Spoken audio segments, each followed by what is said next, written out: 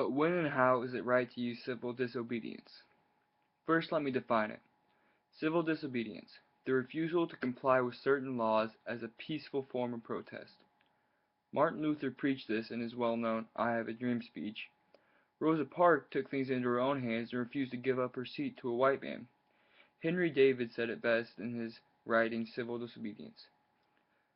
The government itself, which is only the mode which the people have chosen to execute their will, is equally liable to be abused and perverted before the people can go through it.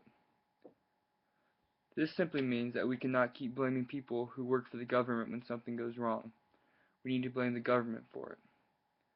For example, police officers do not make the laws, they just enforce them.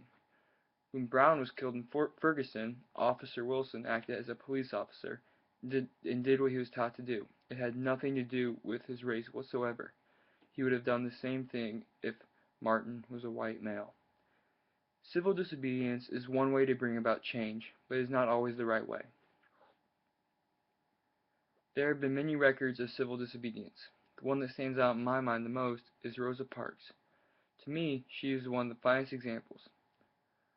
The law stated that African Americans were supposed to be segregated from white folks, and being forced to give up their seats to white folks on a bus falls under that category. The law was unjust, therefore Parks broke it. Although she was arrested for breaking the law, she forced the nation to consider whether or not the segregation law was acceptable. As we all know, because of Rosa Parks, there were new segregation laws put into place. You don't have to look back to the 1900s to find examples of these kinds of acts. The one that comes to my mind for modern day situations is in Ferguson, Missouri. Michael Brown was a black teenager that lived in a small suburb of St. Louis called Ferguson.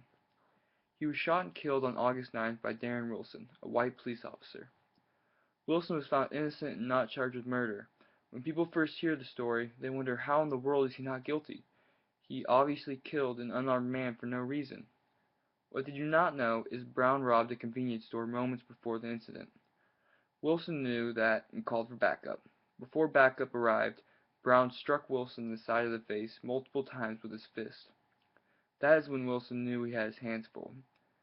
As you probably would have guessed, there are many people aroused in the town of Ferguson right now, as they should be. They are taking it way too far, though. They destroyed their entire town, burned down buildings, and burned many American flags. That is just straight up disrespectful. That would be an example of civil disobedience, but used in the wrong way. What good is destroying the town you live in do? I saw a picture on Twitter the other day that Evan Forte said. It goes like this. We live in a country where the same people who slander the police will be the same ones begging for their help one day, where the people who burn the American flag are the same ones living under government assistance. Racism is alive, but ignorance is alive as well. The double standards and race cards have to stop. Want to change the system? Become those police officers, judges, and lawyers. Be the system. I could not agree with him more. Yes, I feel like racism is a terrible thing, and it is definitely out there. Look at it this way. 93% of African Americans killed are killed by other African Americans. Yet when that 7% comes forth, we are expected to feel sorry for them. The trial of Susan B. Anthony was one of the most famous acts. A lady that goes by the name of Susan B. Anthony was accused and arrested for illegally voting in the United States House of Representatives election in 1872. If you did not know, women were not allowed to vote until 1920. It was unheard of for women to even talk about voting, let alone actually do it. Even if Susan's act did not have an immediate effect on the United States, it definitely turned a lot of heads and made people think that something had to change.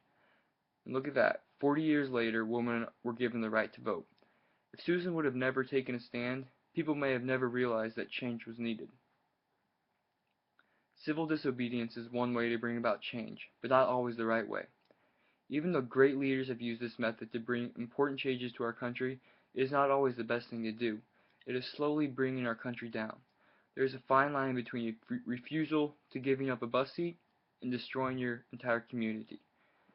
The difference is obvious.